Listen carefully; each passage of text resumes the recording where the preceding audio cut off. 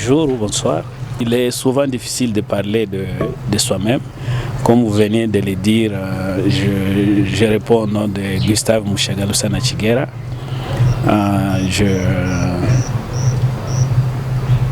Je suis professeur d'université et actuellement recteur de l'UEA depuis 13 ans que je dirige l'UEA.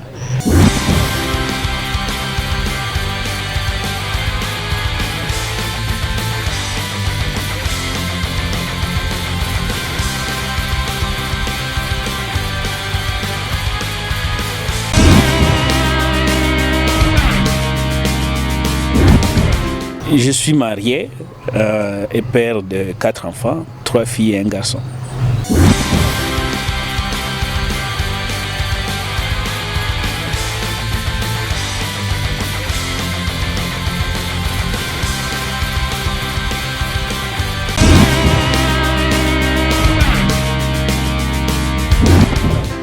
Mon parcours scolaire, mon parcours académique, j'ai fait mes études primaires ici à Bukavu, où j'ai obtenu un certificat d'études primaires, puis un diplôme d'État en électricité industrielle à l'Institut technique Fundi Maendeleo.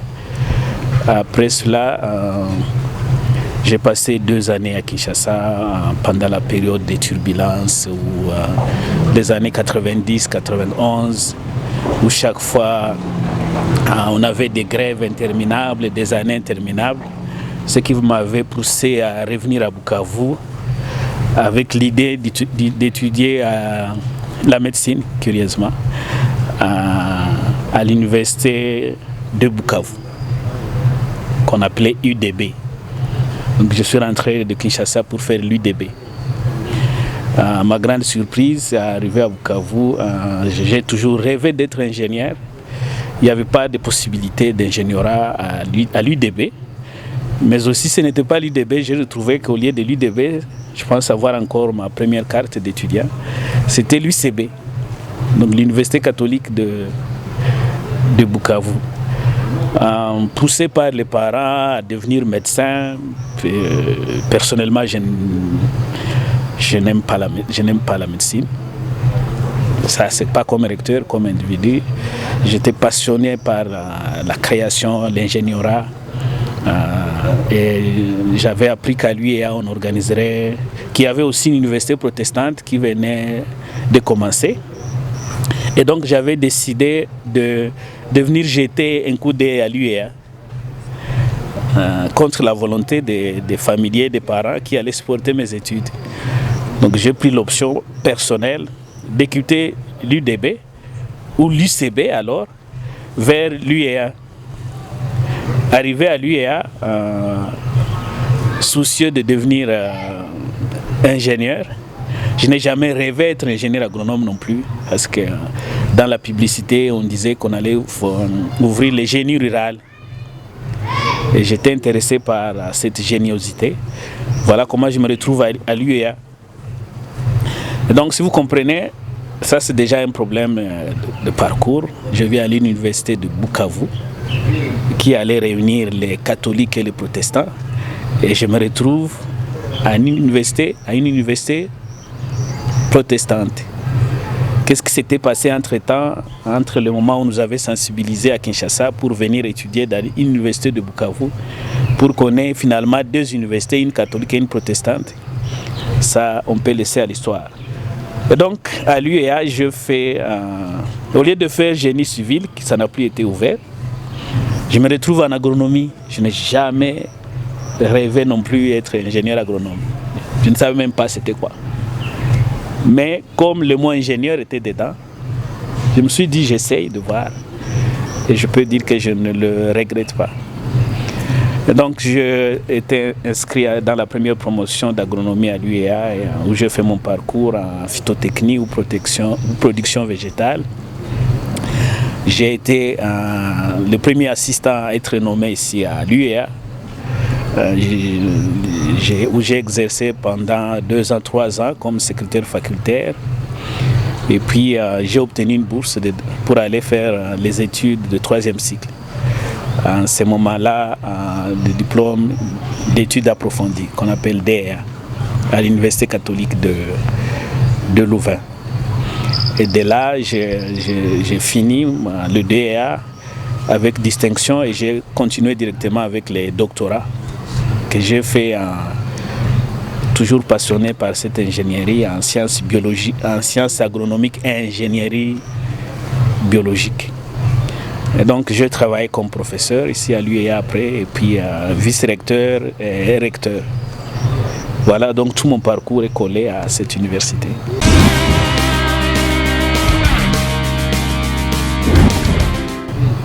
Toute ma carrière académique, je l'ai faite ici, comme assistant. Je ne suis pas passé par le grade de chef de travaux. J'ai eu la chance de ne pas, passer par ce grade que je n'aime pas trop. Puis professeur associé ici même. J'ai quand même aussi à œuvrer dans des ONG locales. La recherche de la vie, comme nous le disons. J'ai travaillé dans les organisations locales de développement, mais toujours en parallèle avec ma passion d'enseignant. Je dois avouer que dès l'enfance, j'étais passionné par deux choses, c'est la création et l'enseignement. Donc tout mon parcours, c'est entre le monde du développement, le monde des organisations de développement et l'université.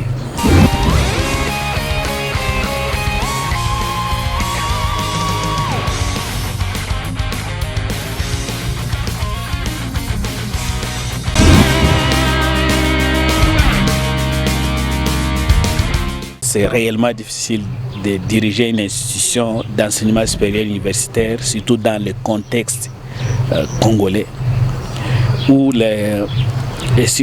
et dans le cas d'une institution privée, où vous ne recevez presque rien de l'État. C'est un défi, lié aussi au fait que la population estudiantine est de plus en plus pauvre, et c'est elle qui doit supporter tous les frais de fonctionnement de l'université. C'est un grand défi. Pour moi, comme être recteur à l'UEA, je vois dans ça la volonté de Dieu. La volonté de Dieu, parce que je crois, il m'arrive de ne pas croire aux prophéties, même tout en étant pentecôtiste et protestant. Mais je peux vous dire que je me permets de le dire peut-être aujourd'hui devant la presse, que c'est en 2000 que j'avais reçu la prophétie que je deviendrais recteur de l'UEA. Et je le suis devenu déjà vice-recteur en 2007 et recteur en 2008. Donc je dis que c'est la volonté de Dieu. Je sais qu'il y a nombreux qui ne croiront pas à ce que je dis, mais il y a des témoins vivants qui peuvent en témoigner. Donc pour moi, c'était vraiment un très grand défi.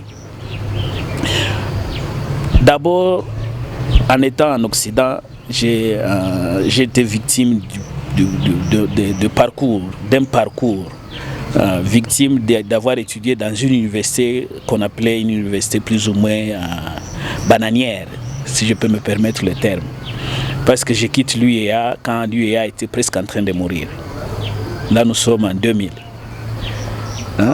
Regardez, une université créée en 90-91.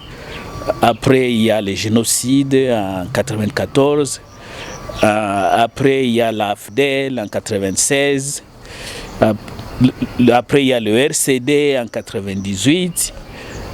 Dans cette turbulence politique, l'université est en train de mourir. Et je me retrouve recteur, d'abord vice-recteur, puis recteur dans cette université presque mourante. Donc en Occident, j'ai vraiment souffert du fait que l'UEA n'était pas connue. Il fallait expliquer, on cherche sur Internet, on ne trouvait rien. Et vous êtes le premier produit de l'université. Donc pour moi, j'avais une obligation morale, d'abord de bien me comporter là-bas, pour faire valoir mon diplôme. Dieu merci, je m'en suis bien sorti. Mais quand je deviens recteur, j'arrive, je ne trouve presque rien. Et ça, c'est... Vous me voyez sourire, mais... Parce que j'ai trouvé 8 auditoires ici, 8 salles de cours, pour 24 promotions. 8 salles de cours. Et donc vous comprenez que les étudiants devraient se bagarrer le matin. Les finances, un budget très maigre. Des années académiques, c'était pas propre à l'UEA, même au secondaire, je pense probablement, peut-être pas votre génération, mais il y a une génération qui a connu des années élastiques. Des années académiques qui faisaient 16 mois, 17 mois. Des étudiants qui passaient 8 ans pour avoir une licence sans avoir redoublé des classes. Voilà l'environnement que j'ai trouvé ici à l'UEA. Donc c'est un grand défi qui était conditionné à la fois par l'environnement politique et l'environnement socio-économique du pays.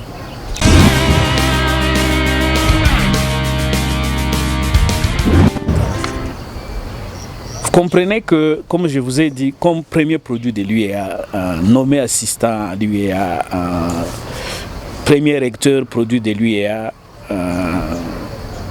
je pense qu'il y a cet amour d'abord.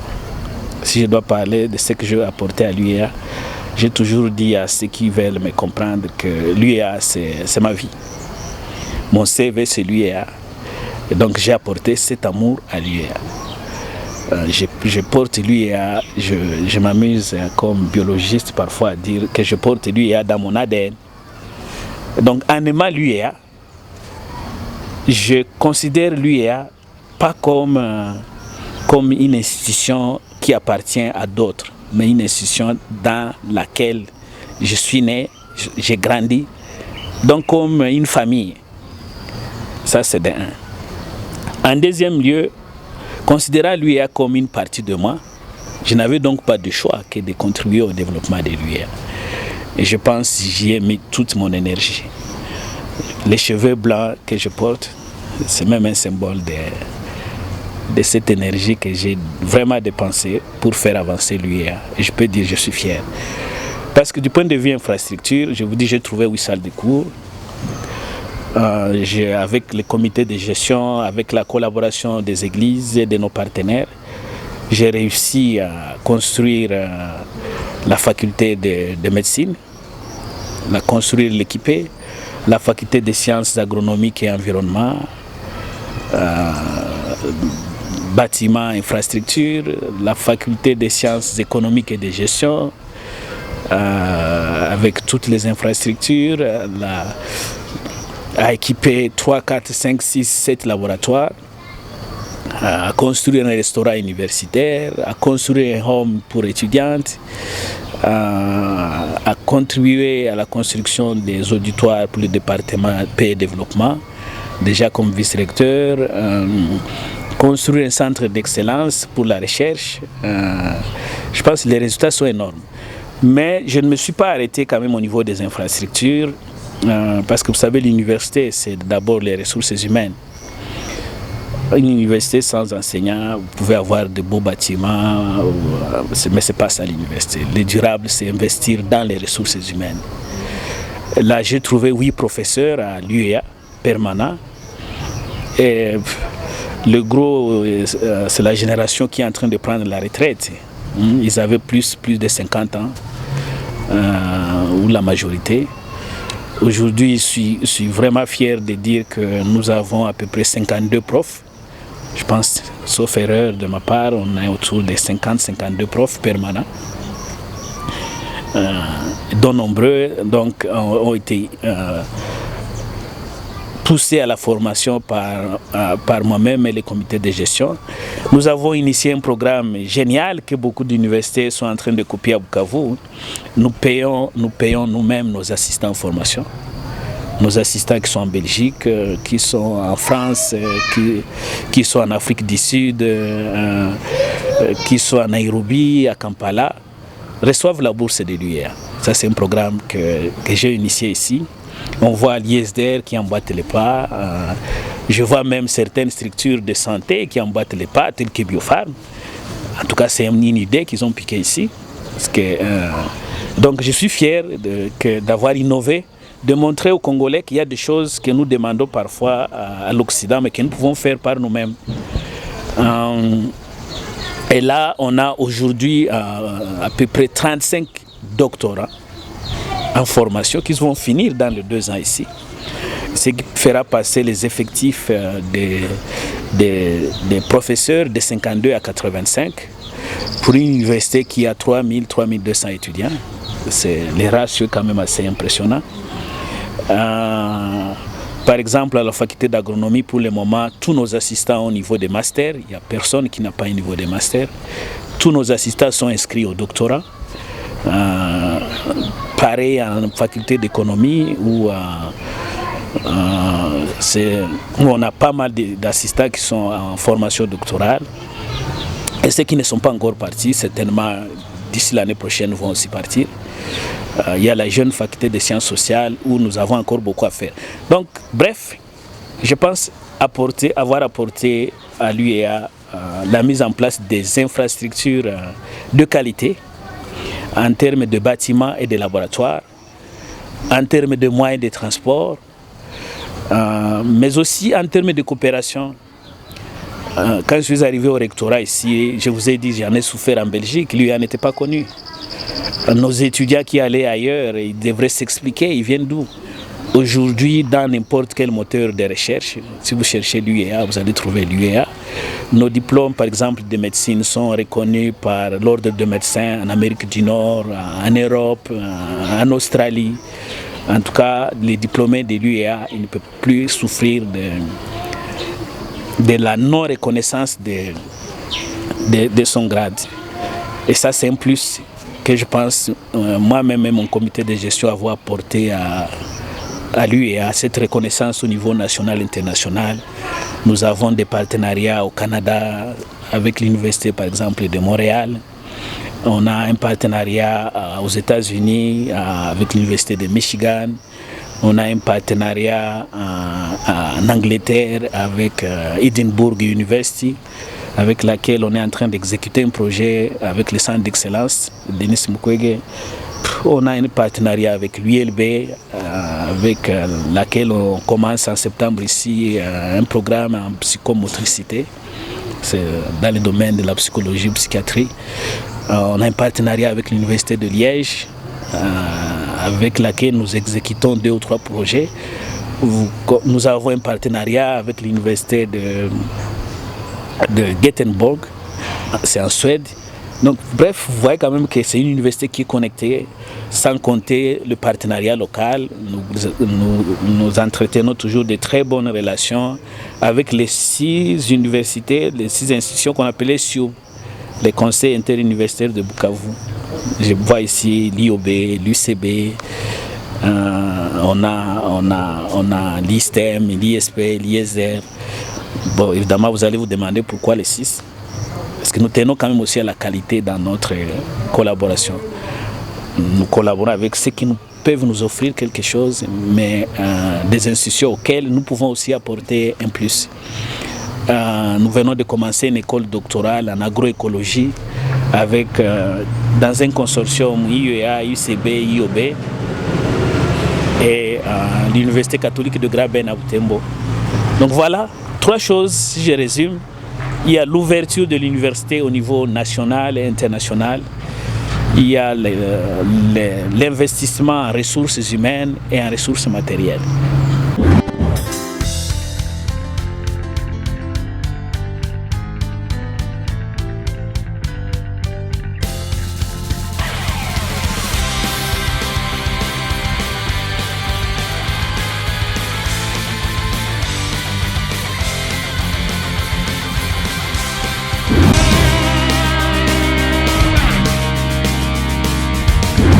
Personnellement, je pense, en étant recteur à l'UEA, j'ai beaucoup appris. J'ai beaucoup appris et ça, quand je me vois, c'est que j'étais vous savez, j'ai commencé ma carrière à l'UEA en 1997 comme assistant. Quand je visionne mes photos, ne plus que physionomique, du point de vue physionomie, ce que j'étais et ce que je suis, je pense que l'UEA m'a façonné. Quand je regarde du point de vue comportemental, ce que j'étais et ce que je suis, du point de vue compétence, ce que j'avais à l'époque et ce que j'ai aujourd'hui, je pense que j'ai beaucoup appris à l'UEA. Je suis quelqu'un de très proche des gens, Je suis proche de mes étudiants, proche de mes enseignants. J'ai appris à valoriser les autres, j'ai appris à respecter les autres. Je suis sorti de mon domaine, vous voyez comme mon parcours académique, je suis trop technique. Mais en gérant les médecins, un domaine que je n'aimais pas trop, hein, j'ai appris à aimer la médecine. Hein, je pense que mes premières actions à l'UEA, c'était beaucoup plus en médecine parce que j'ai réalisé que si nous n'avons pas de bons médecins, c'était un danger. Je vous informe en passant que c'est moi qui ai initié le programme de 3e cycle en médecine à Bukavu. Lors d'un atelier que j'avais organisé ici, pour que mon rêve était que nous ayons un programme commun pour le Sud Kivu, des spécialisations en médecine. Ce rêve a été un peu brisé par les égos institutionnels, mais je suis content que cette idée est venue de moi et que maintenant on a ce programme à l'UCB, on a ce programme à l'IOB qui vient de commencer avec l'UNIGOM. Okay? J'ai appris à aimer les sciences sociales grâce à l'UEA parce que j'ai réalisé que tout ce que nous faisons comme techniciens, si ça ne sert pas à l'homme, ça n'a pas de sens. N'est-ce pas? Si vous fabriquez une machine, cette machine devrait servir à l'homme. Et les sciences sociales, c'est ça. La finalité, c'est ça, n'est-ce pas? Donc, comme ingénieur, j'ai appris à sortir de mes mathématiques, de mes modèles, pour que je les applique sur l'homme. Et ça, c'est grâce à la faculté des sciences sociales que j'ai initié ici, bizarrement. J'ai même rédigé ce programme avec le prof Bosco Muchukiwa, paix à son âme. Et de plus en plus, je mène des recherches, pas trop appliquées, mais pas trop techniques, mais techniques et sociaux en même temps. Ça, j'ai appris ici en étant recteur. La transformation de l'université, je vous laisse vous-même découvrir. Je ne suis pas là pour parler de ce que j'ai fait pour l'UEA. Comme journaliste, je pense que vous avez grandi dans cette ville. Vous seriez mieux placé pour parler de ce que je fais pour l'UEA que moi-même. De toute façon, mais ce n'est pas... Je peux vous avouer que je suis fier quand même de mon travail. Et ça, de temps en temps, il faut le dire. Quand on n'est pas content de son travail, c'est pas du tout. C'est pas non plus bon. Je suis fier d'avoir contribué. C'est pas que moi. Okay? Vous ne pouvez rien faire si vous n'avez pas une bonne équipe autour de vous. N'est-ce pas? J'ai de très bonnes relations avec mes étudiants que je remercie au passage, qui me soutiennent énormément. J'ai de très bonnes relations avec ma communauté ecclésiastique qui a fait que je sois recteur, c'est-à-dire la 8e CEPAC, qui me soutient énormément. Sans soutien de la CEPAC, je ne peux rien faire ici. Je suis très content des autres communautés qui me soutiennent dans le travail, dont la SECA, la CELPA, l'Église du Christ au Congo, l'Église méthodiste, avec lesquelles, toutes ces églises-là, je pense que j'ai de très très bonnes relations avec elles, malgré des tensions par moments qui ne manquent pas. Ça m'aide comme écologiste de comprendre que bon, là où il y a les humains, il y a toujours des petits... des frottements. Moi, je considère ça comme normal. Même quand quelqu'un me critique, j'ai toujours considéré que c'est normal. Quand quelqu'un envie mon poste, ça me donne beaucoup, ça me stimule à bien travailler davantage. Parce que si on n'envie pas ton poste, c'est qu'en réalité, tu peux te poser des questions, n'est-ce pas? Et donc, l'UEA m'a aidé. Et je me suis senti dans l'obligation d'accompagner l'UEA.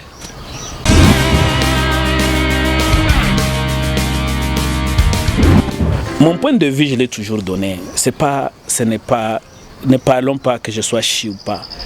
Ma tribu, c'est la RDC.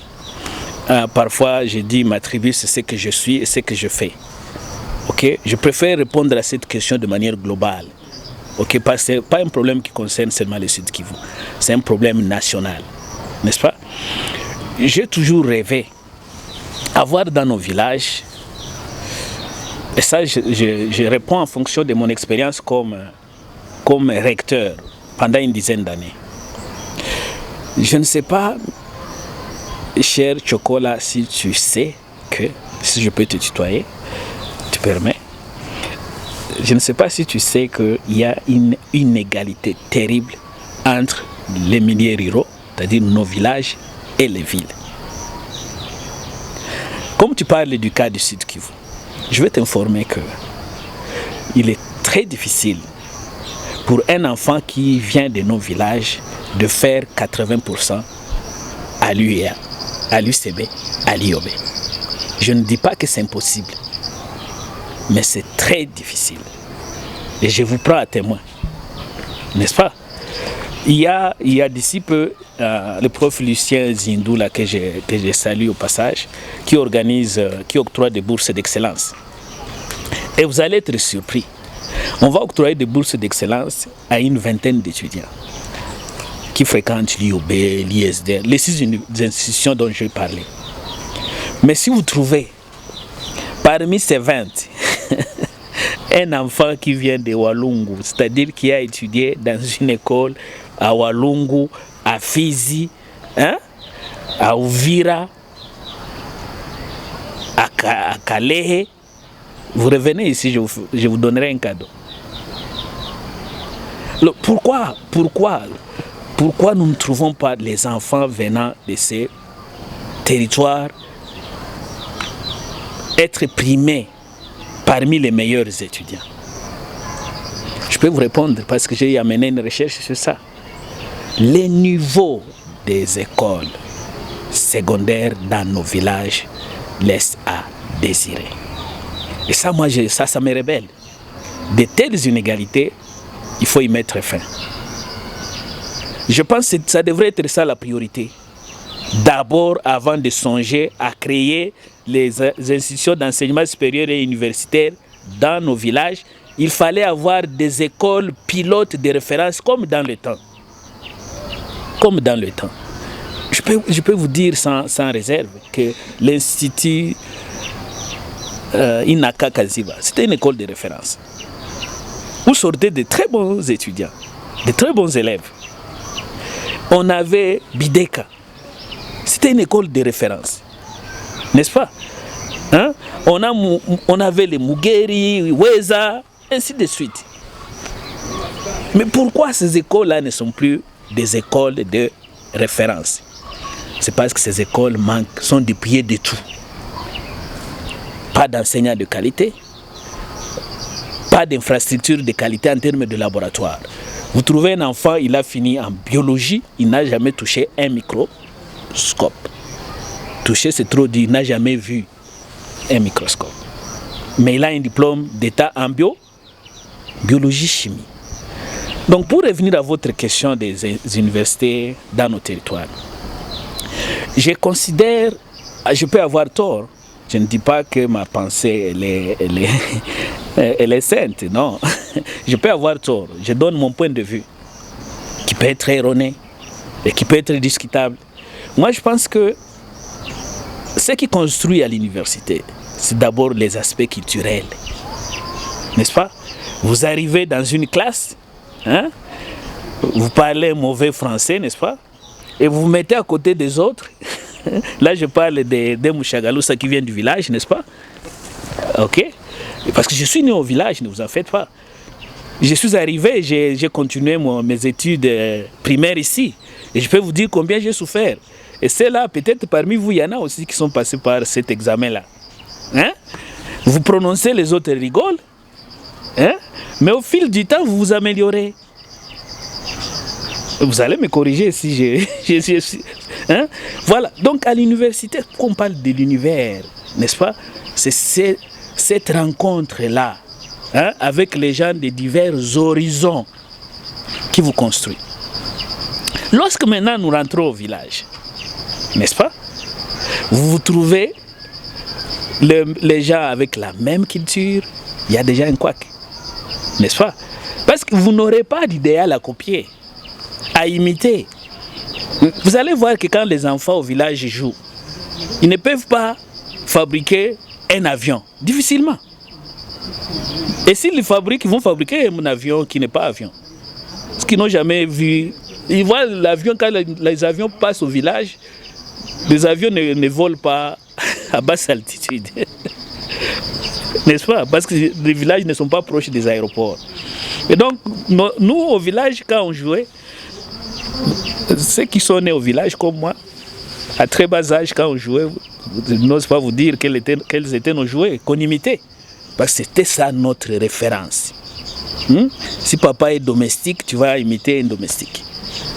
Si papa... Ok, je reviens à l'idée. Et donc, pour moi, une université du village devrait être une université de très très haute qualité. Je ne sais pas si vous me comprenez. Donc je ne suis pas en train de dire non aux universités au village.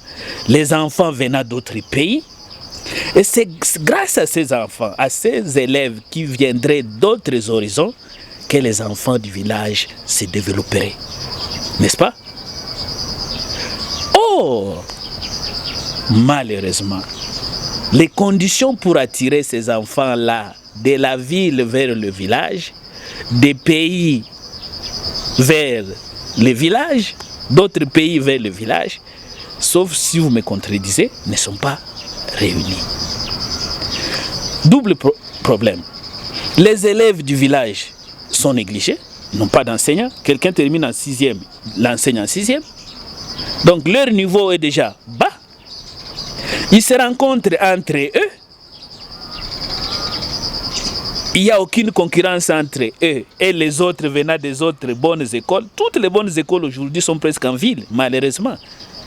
Je ne dis pas 100%, je dis presque toutes. Est-ce que vous imaginez le niveau de ces étudiants après?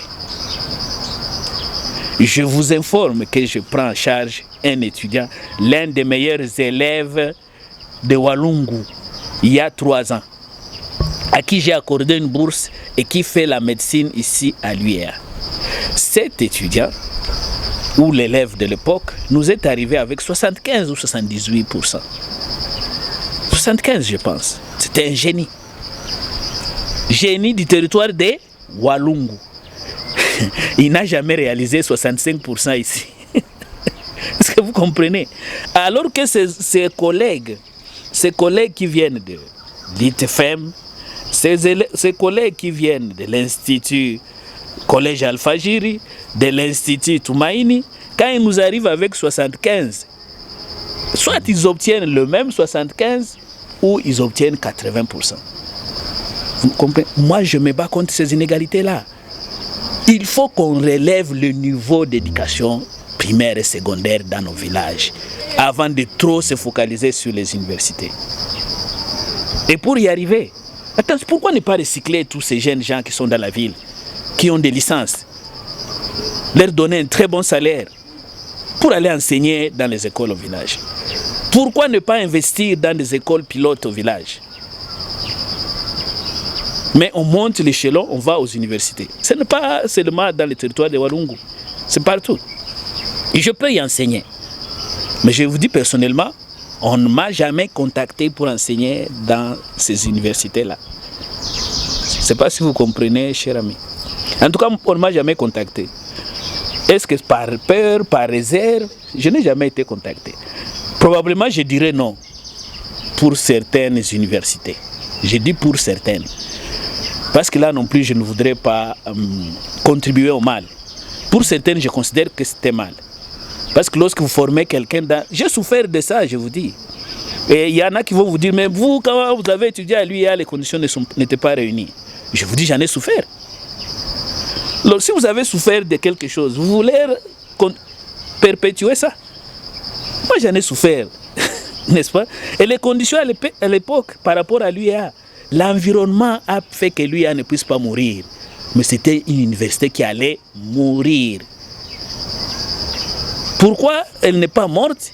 C'est tout simplement parce qu'il n'y avait pas de concurrence. Mais maintenant, la concurrence, elle est là. S'il y avait la concurrence en 2000, en 88, 89, 87, l'UIA était morte. Et je ne pense pas que je sois fier des conditions dans lesquelles j'ai vu certains de nos collègues étudier. Attention, nous en agronomie, nous avons une très bonne formation. Et vous savez pourquoi? Nous n'étions qu'à 15.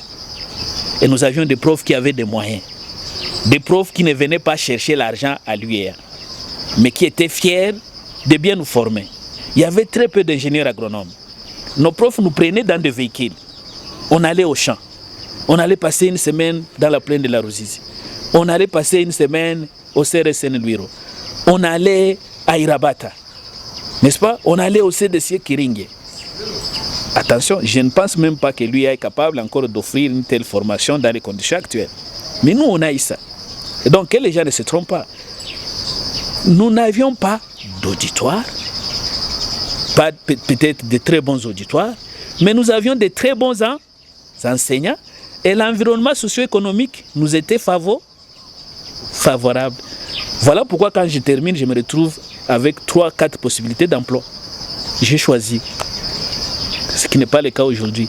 Donc, bref, oui aux universités du village, mais ça doit être de la très haute qualité pour qu'elle attire les étudiants venant d'ailleurs. Deuxième condition, il faudrait choisir les filières. Cette concurrence étant très haute, il faut choisir les critères avec le même objectif, attirer les étudiants venant d'ailleurs pour renforcer le savoir-faire des étudiants du village.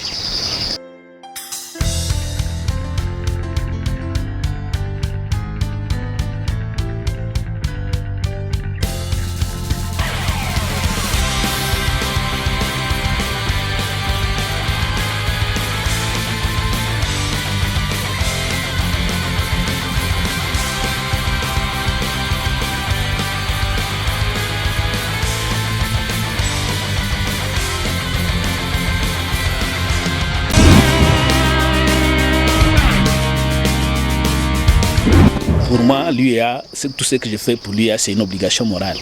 Le sport fait partie, n'est-ce pas, des outils pour assurer une bonne formation. Et donc, avoir des étudiants qui ne peuvent pas pratiquer du sport, c'est une formation incomplète. Et ici à l'UEA, il nous fallait un endroit où les étudiants peuvent faire du sport. Ça, c'est le premier objectif. Ce terrain ne va pas servir seulement aux étudiants de l'UEA. Ce terrain va aussi servir aux jeunes de Panzi. Vous imaginez, parfois nous chassons même les enfants ici. Après je m'interroge, pourquoi on doit chasser ces enfants? La jeunesse est abandonnée à son triste sort. Il n'y a pas d'air de jeu. Okay? Donc nous construisons ce terrain avec un double objectif, qu'ils servent des lieux de formation de nos étudiants pour un perfectionnement de leur physique, de leur santé, mais qu'ils servent aussi aux jeunes de Panzi et aux jeunes de Bukavu qui en auraient besoin. Et enfin, un troisième objectif. Vous savez, moi je suis multiculturel, je ne vous ai pas dit, j'ai une culture congolaise, j'ai une culture européenne, mais j'ai aussi une culture nord-américaine. Tout ce que je fais, ça doit être économiquement rentable. Donc en mettant ces terrains là-bas, ça peut être aussi, et ça doit être une source de financement pour l'université. Donc ce n'est pas du sport pour le sport, c'est du sport, mais qui produit une durabilité. Et cette durabilité doit être économique.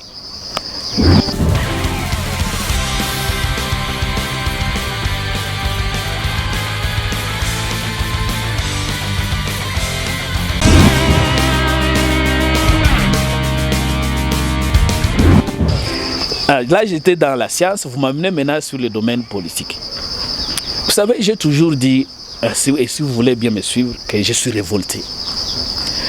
Au même titre que j'étais révolté comme ancien de l'UEA en arrivant ici, je suis révolté comme citoyen congolais quand je vois l'état dans lequel se trouve mon pays. Je suis révolté quand je passe au rond-point Major Vangu le matin, je trouve des jeunes gens que je connais et qui ont étudié, debout, à ne rien faire. Je vais à Nyawera, je trouve d'autres, je descends à la botte, je trouve d'autres à la place dite feu rouge, je rentre en utilisant le même parcours. Si j'arrive au Parlement provincial, je rentre par le feu rouge, les mêmes personnes que j'ai laissées là-bas, je les retrouve au même endroit. J'arrive à Nyawera, les mêmes personnes, je les retrouve. Je rentre par Major Vangu, les mêmes personnes sont là. Des chômeurs, avec des diplômes. Je pense que c'est quand même révoltant. C'est révoltant lorsque je quitte ici. Je dois aller chez moi à Kaziba.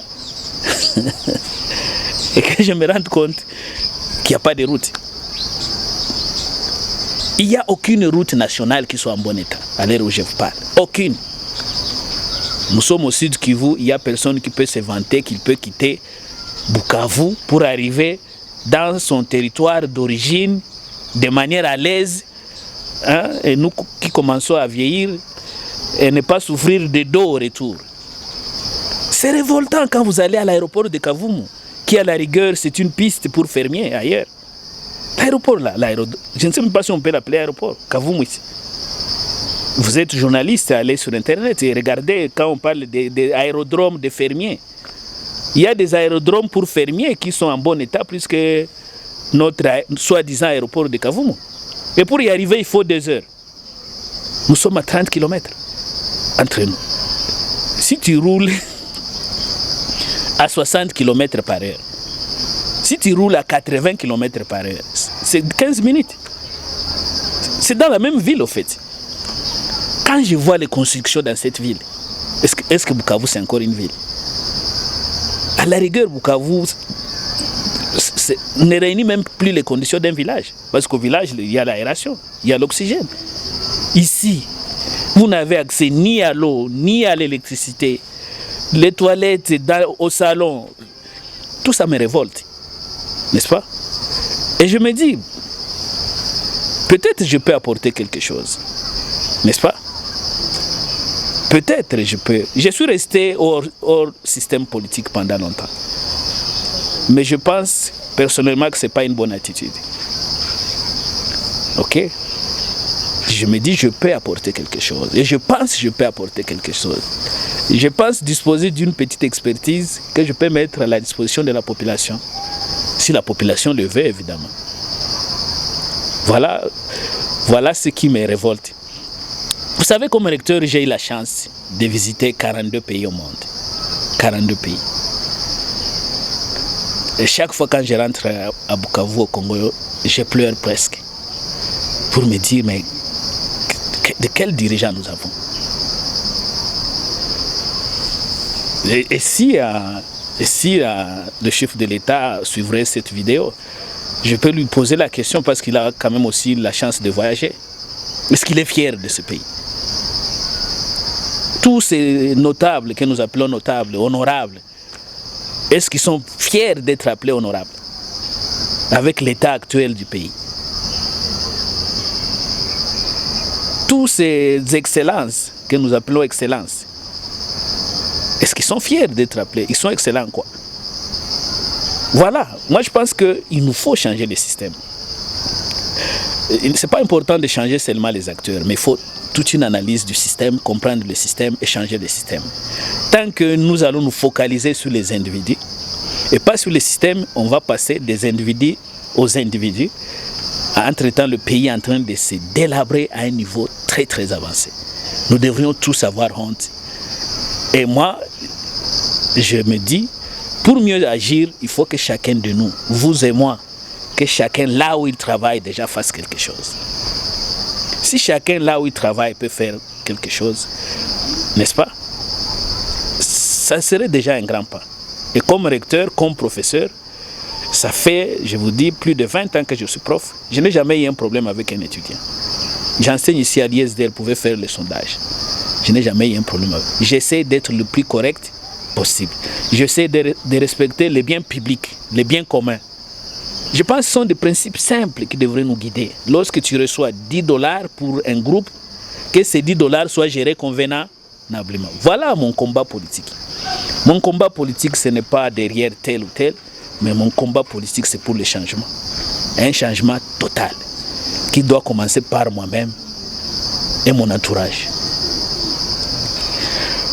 C'est ici chez nous, quand on parle de la politique, on voit tout dans le mauvais sens. N'est-ce pas? C'est parce qu'au fait, nos politiciens qui nous ont précédés ou qui sont actifs, ils ont brillé par la médiocrité. C'est là qu'on pense que toute personne qui va en politique va devenir médiocre. Mais si tel est le cas, quel est ton espoir pour demain? Je ne suis pas de la génération pessimiste. Je suis plutôt de la génération optimiste. Et ce qui manque actuellement aux Congolais, c'est ce pessimisme-là, que rien ne peut changer. Est-ce que toi, tu penses que tu peux changer des choses? Vous m'avez posé la question. Je peux vous la reposer. Vous connaissiez l'UEA avant? Si vous connaissiez l'UEA avant, l'UEA a-t-elle changé ou pas? Mais nous sommes au Congo quand même. Non, c'est une question simple que je vous pose. Et vous montez une autre émission sur ce qu'était l'UEA, n'est-ce pas, en 2000, et ce qu'est l'UEA aujourd'hui. Et vous me dites si l'UEA n'a pas changé positivement, pas négativement, positivement. Et je peux vous dire, j'ai comme principe, le développement c'est quoi? Le développement c'est quitter un état A, les moins bons, vers un état B, les meilleurs. C'est ça le développement. C'est-à-dire qu'ici à l'UEA, si vous arrivez chaque année, vous trouverez du nouveau. Mais nous sommes quand même au Congo. Mais comme prof, ce n'est pas que comme prof, je suis interdit de faire la politique. Je peux m'interdire de la faire, n'est-ce pas? Mais je refuse maintenant de m'interdire de la faire, parce que c'est un droit citoyen. Et c'est un choix, n'est-ce pas? Tout ce que je dois faire comme prof, c'est de ne pas rendre l'université politique. L'université doit rester apolitique. Mais là aussi, il y a à boire et à manger. Comment l'université peut demeurer apolitique lorsque les acteurs sont politiques? Parce que vous dites les recteurs, le prof doit rester apolitique, n'est-ce pas? Mais les étudiants doivent être politiques, c'est ça? Alors, parce que les acteurs de l'université, c'est qui? Les gouvernants et les gouvernés. Mais les gouvernés sont trop politiques. Donc les étudiants. Et vous dites les profs doivent rester apolitiques. Bon, on est où là? Ok? Mais ce n'est pas détenir. Il y a une différence entre faire la politique et faire le métier de professeur. N'est-ce pas? Ce n'est pas parce qu'on est prof qu'on doit devenir politique. Hein? Et maintenant, il y a la roue même qui est inversée. La roue est inversée en quoi? Pourquoi aujourd'hui tous nos politiciens veulent devenir des profs, des docteurs? Allez leur poser la question. Pourquoi tous ils veulent faire des doctorats? Parce qu'avec cette attitude, ils sont en train de détruire l'université. Tous. Ils veulent détenir des doctorats. Et nombreux vont les ramasser même sur la rue.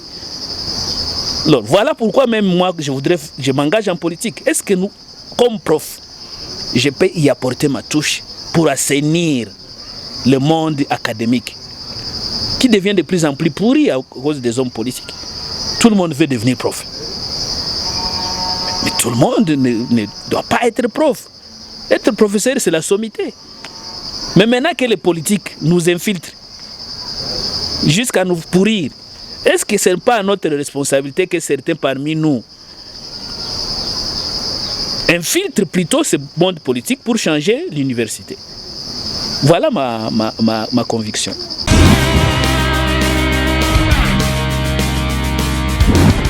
Il n'y a pas de solution magique.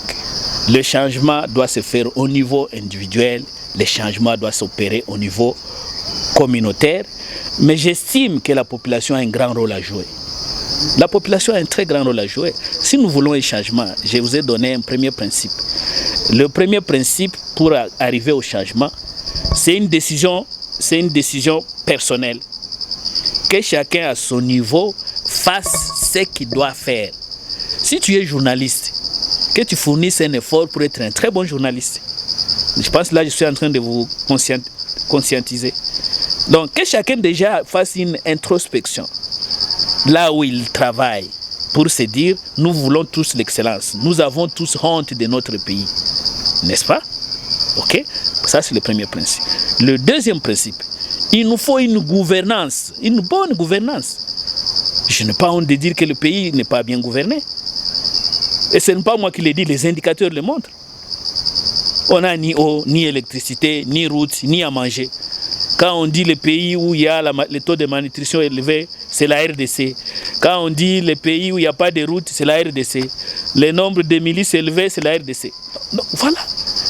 Donc, il n'y a pas de formule magique. Formule magique, c'est la bonne gouvernance, gestion de la chose publique, okay? La remise en cause de chacun de nous, l'apport d'une pierre de chacun de nous. Si moi j'apporte 1, tu apportes 2, on va arriver à 10, l'autre apporte 4, nous arriverons à 10. Voilà mon principe.